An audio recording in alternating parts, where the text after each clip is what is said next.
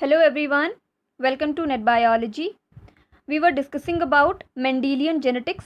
हमने कुछ important terms देखे थे और लॉ ऑफ डोमिनेंस ये क्या है इसके पहले भी हम डिस्कस कर चुके हैं इससे पहले वाली वीडियो में। इस पर्टिकुलर वीडियो में हम बात करेंगे लॉ ऑफ सेग्रीगेशन की। लॉ ऑफ सेग्रीगेशन को लॉ ऑफ सेपरेशन भी कहा जाता है। आगे हम डिस्कस करेंगे कि ये सेपरेशन लॉ क्यों है। इससे पहले डोमिनेंस वाला जो लॉ था वो भी जीन और एलील के इर्द गिर्द घूमता है।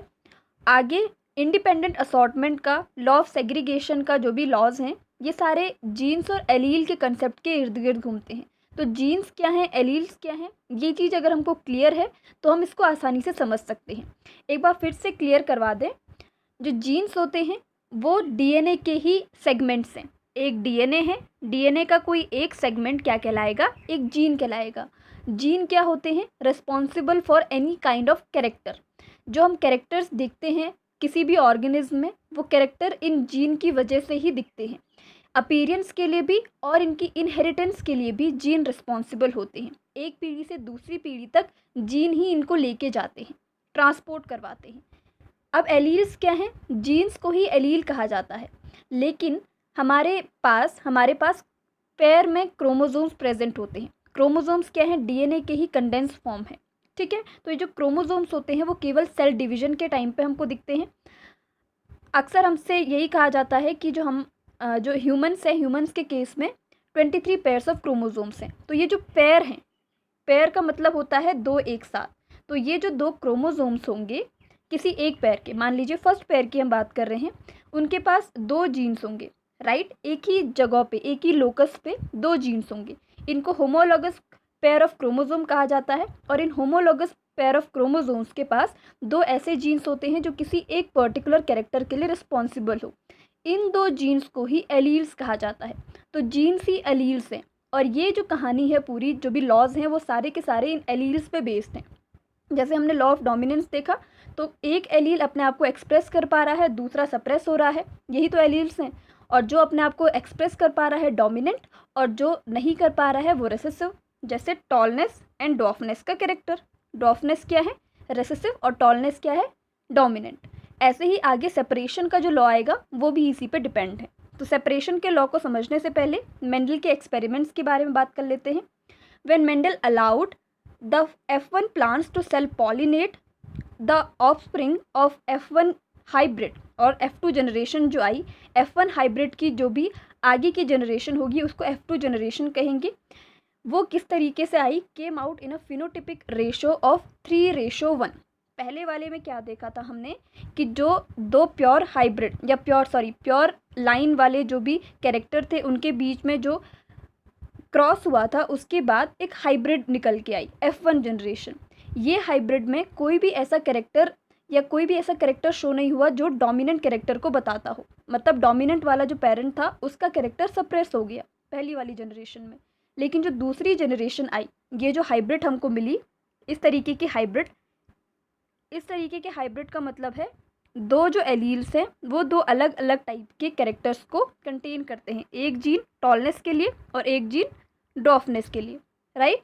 तो ऐसे करके सारे आए, केवल टॉलनेस डोमिनेंट था इसलिए केवल यही शो हो पाया।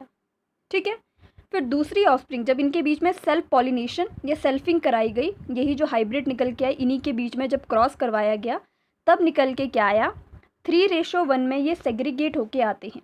3:1 का मतलब है 3 एक जैसे दिखने वाले टॉल और एक ऐसा जो डॉफ था। इनमें से इन F1 के जो भी जनरेशन आई, दूसरी F2 जनरेशन, उनमें तो ये जो डॉफनेस का कैरेक्टर पहले सप्रेस हो गया था वापस से सेल्फिंग कराने पर उभर गया। इसकी वजह से सेकंड लॉ अपनी एक्सप्लेनेशन में उन्होंने सेकंड लॉ सेग्रीगेशन का लॉ बताया। ठीक है, यहाँ पे एक इसके तरीके से क्रॉस के तरीके से हम देख सकते हैं। ट्रेट क्या है, स्टेम लेंथ। इसके अलावा आप कोई भी कैरेक्टर ले सकते हैं। 7 पेयर ऑफ कैरेक्टर्स की हमने डिस्कस किया था। एलील्स यहाँ पे एक टॉलनेस है और एक डॉफनेस के लिए है। दो ही एलील हो सकते हैं, या तो प्लांट लंबा होगा या तो वो छोटा होगा, है ना। क्रॉस अगर हम करवाएं, फिनोटाइप क्या है, हेटेरोजाइगस टॉल पी प्लांट। हम किसका क्रॉस करवा रहे हैं, F1 जनरेशन का। और F1 जनरेशन में सारे हेटेरोजाइगस हाइब्रिड आई थी। Heterozygous toll P plant, heterozygous toll P plant, दोनों के बीच में हमने क्रॉस करवाया। जीनोटिपिकली भी अगर हम देखें तो कुछ इस तरीके से दिखेगा। अब इनके जो गैमीट्स बनेंगे, आगे हम बात करेंगे गैमीट फॉर्मेशन की। ये जो कहानी है पूरी इस लॉ ऑफ सेग्रीगेशन की, वो गैमीट फॉर्मेशन पे ही डिपेंडेंट है। तो आगे इसके बारे में बात करेंगे। तो इनके जो गैमीट्स बने T and T, capital and small, ठीक है, आगे बात करेंगे इसकी। और उसके बाद जो फीमेल था उसका भी इसी तरीके से आएगा, कैपिटल टी स्मॉल टी। इनको पनेट स्क्वायर के थ्रू हम देख सकते हैं कि इनके रिजल्टिंग जो जनरेशन आएगी वो किस तरीके से होगी। तो इसका क्रॉस अगर ये इसके साथ मिलके एक नया ऑर्गेनिज्म बनाता है तो वो टॉल होगा, प्योर टॉल। दूसरा वाला ये इसके साथ क्रॉस होके बनाएगा तो हो सकता है कि ये हाइब्रिड में आए, ऐसे ही इसके केस में भी होगा और ऐसे ही इसके केस में भी होगा, ठीक है। तो यहाँ पे एक क्या आया, एक प्योर है, दूसरा भी प्योर है, दो प्योर हैं, capital T small T, pure tall and pure dwarf. लेकिन जो बीच के आए वो हाइब्रिड हैं। लेकिन अगर हम इसको अपीयरेंस से देखें, इनका फिनोटाइप देखें, तो फिनोटिपिकली ये क्या हैं, टॉल हैं, सारे के सारे फिनोटिपिकली ये 3 टॉल हैं और ये डॉफ है, 1 डॉफ 3 टॉल। इसलिए फिनोटिपिक जो रेशो आएगा वो 3:1 में ये सेग्रीगेट होके आएंगे। और जीनोटिपिक रेशो 1:2:1, क्योंकि 1 क्या है टॉल के लिए प्योर टॉल, 1 क्या है प्योर डॉर्फ और 2 क्या है हाइब्रिड वाले। जीनोटिपिक रेशो अलग आएगा, फिनोटिपिक रेशो अलग आएगा, ठीक है। तो इस तरीके से ये होता है। अब लॉ ऑफ सेग्रीगेशन क्या है, इसको समझने से पहले गैमीट फॉर्मेशन की जो प्रोसेस होती है वो समझने की ज़रूरत है। हमने कहा हमारे पास 2 homologous pair of chromosomes present होते हैं। होमोलोगस पेयर ऑफ क्रोमोसोम्स का मतलब है डीएनए की कंडेंस फॉर्म, क्रोमोसोम डीएनए की कंडेंस फॉर्म होती है। इसके पास ये जीन फर्स्ट है और ये जीन सेकंड है, रिस्पॉन्सिबल होते हैं एक ही कैरेक्टर के लिए। इनको जीन 1 जीन 2 ना बोल के एलील्स कहते हैं, 2 एलील्स हैं। हम यहाँ पे स्टेम लेंथ की बात कर रहे हैं, तो एक मान लीजिए टॉल के लिए है, एक ड्वार्फ के लिए है, ठीक है। इस तरीके से है यहाँ पे। फिर उसके बाद क्या होगा, जिस टाइम पे गैमीट फॉर्मेशन होगा, ये तो एक सेल की बात है, एक सेल में 23 पेयर्स ऑफ क्रोमोसोम्स होते हैं। इन 23 पेयर्स ऑफ क्रोमोसोम्स में से कोई एक पेयर ऐसा होगा जिसके पास ये टॉलनेस का जीन है या जो स्टेम लेंथ का है वो जीन है। इस तरीके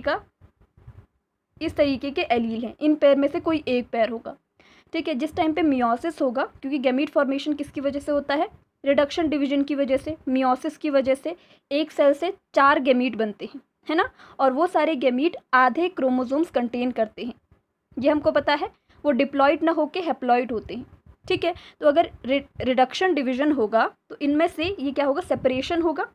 ऐसे ही यहाँ पे जो डीएनए होता है वो क्या होता है, रेप्लिकेट होता है, फिर इसी की तरह डिप्लीकेट फॉर्म बनती है जिनको हम सिस्टर क्रोमैटिड्स कहते हैं।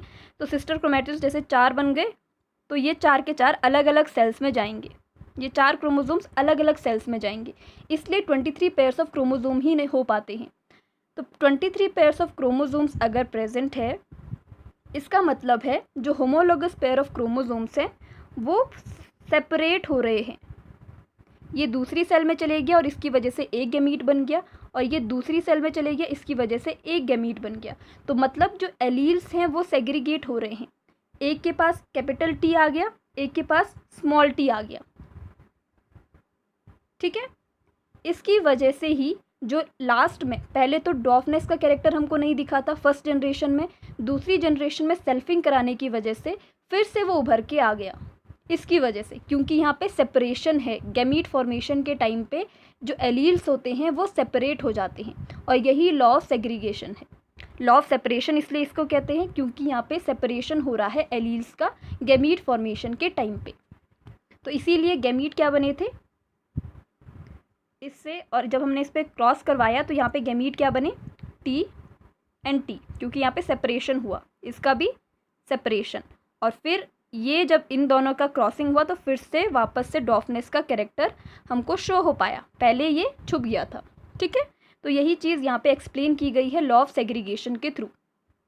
The segregation law is the separation of alleles into separate gametes. The law of segregation states that if the two contrasting alleles contrasting alleles का मतलब है जो एक दूसरे से अलग अलग हों, हेटेरोजाइगस हों, present together in a heterozygote, they do not become contaminated but segregate out in a form of gamete. ये दोनों एक ही सेल में ना जाके अलग अलग सेग्रीगेट होते हैं। एक सेल या एक गैमीट कंटेन करेगा कोई एक ही एलील और दूसरा गैमीट कंटेन करेगा कोई दूसरा एलील। उसी जीन के दोनों ही एलील सेग्रीगेट हो जाएंगे क्योंकि यहाँ पे रिडक्शन डिवीजन होता है। 23 पेयर्स में से केवल 23, आधा ही जो हेप्लॉइड नंबर ऑफ क्रोमोसोम्स है वही एक सेल कंटेन कर पाती है। यही लॉ ऑफ सेग्रीगेशन है, इसलिए इसमें थोड़ा सा मियोसिस को समझना ज़रूरी है। In F1 generation the all plants are tall phenotypically, लेकिन जीनोटाइप इनका अलग था। But the genotype is TT, capital T small t, heterozygous condition. Genotype अलग था लेकिन फिनोटिपिकली ये हमको टॉल ही दिख रहे थे because of dominance. These heterozygotes produces gametes of two types in equal number, 50% of them tall और 50% of them dwarf। 50% जो गैमीट होंगे वो टॉल होंगे और 50% क्या कंटेन करेंगे, डॉफनेस वाला एलील, क्योंकि यहाँ पे सेग्रीगेशन हुआ है। They fuse randomly, so 1.4 of total progeny possesses TT small t dwarfness का एंड डेवलप्स इनटू ड्रॉफ। क्योंकि इसकी वजह से ही, क्योंकि ये 50% सेग्रीगेट हुए हैं, इसलिए 1.1/4 जो ऑफस्प्रिंग आएगी उनमें डॉफनेस का कैरेक्टर होगा, pure डॉफ। And 1/3 of total progeny possesses TT capital T pure tall plant, और इनमें से 2/3 जो होगी वो प्रोजेनी हेटेरोजाइगस होगी, कैपिटल T स्मॉल t को कंटेन करने वाली, and produces tall and डॉफ characters in ratio of 3:1 in the F3 generation. क्योंकि ये भी टॉल ही होंगे, इसकी वजह से हमको फिनोटिपिकली ये रेशो 3:1 दिखता है, जीनोटिपिकली 1:2:1। सो ये था law of segregation, separation of alleles in gamete formation. Gamete जब बनेंगे उस टाइम पे जो एलील्स हैं वो सेपरेट हो जाएंगे और एक अलग एंटिटी बनाएंगे, एक अलग गैमीट बनाएंगे। गैमीट जब आपस में फ्यूज़ होंगे, जो मदर का गैमीट है और फादर का गैमीट है, वो दोनों आपस में फ्यूज़ होंगे, तो पॉसिबिलिटी ऐसी हो सकती है कि कुछ डॉफनेस के कैरेक्टर भी शो हो जाएं, प्योर टॉल भी निकल आए, प्योर डॉफ भी निकल आए, और बीच के जो हेटेरोजाइगस वाली कंडीशन है, हाइब्रिड्स हैं, वो भी निकल आए। तो अगर हम इसको फिनोटिपिकली देखें तो वो 3:1 निकलेगा, एक प्योर डॉफ और सारे के सारे टॉल। अगर हम इसको जीनोटिपिकली देखें तो एक टॉल, एक डॉफ और बीच के 2 हाइब्रिड्स। ठीक है, this is all about the segregation law. इसके बाद हम इंडिपेंडेंट असॉर्टमेंट का लॉ पढ़ेंगे जो डाई हाइब्रिड क्रॉस की वजह से निकला है। अभी तक हमने मोनो हाइब्रिड क्रॉस के बारे में डिस्कस किया था, इसके बाद डाई हाइब्रिड क्रॉस के बारे में भी डिस्कस करेंगे, और फिर लॉ ऑफ इंडिपेंडेंट असॉर्टमेंट क्या है ये भी चीज़ हम जानेंगे। Thank you so much.